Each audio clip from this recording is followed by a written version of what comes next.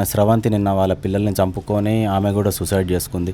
మీ ఎదురుగా ఇల్లే కదా, ఎట్లా ఉండేది అసలు కాలనీలో మీతోటి? స్రవంతి బాగానే మాట్లాడేది, ప్రవీణ్ బాగానే మాట్లాడేది సార్. ఇద్దరు మంచి వాళ్ళే. ఓకే. మధ్యలో అమ్మాయిని చేసుకున్న కాంచి ఊకే గొడవలు ఇద్దరికి.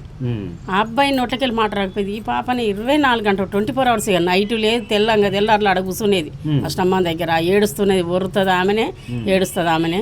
ప్రవీణ్ తిడుతుంది కానీ ప్రవీణ్ ఏమన్నాడు, వాడు నల్లి లోపల ఏం చేసినా మనకు తెలియదు కానీ మంచి గుణమే ప్రవీణ్ మంచి గుణం, ఓపికవంతుడు. ఇంకా తప్పు ఎట్లా చేసిండో తెలియదు, ఎవరి వలన చేసిండో, వాళ్ళ స్రవంతి వాళ్ళ యారాలు వాళ్ళు చేసిండ్రు అని అంటది. వాళ్ళ యారాలు చుట్టాలు, వాళ్ళ యారాలు ఏమంటే పెళ్ళి అయిందో అప్పటి నుంచి ఇద్దరి మధ్యలో గొడవలు.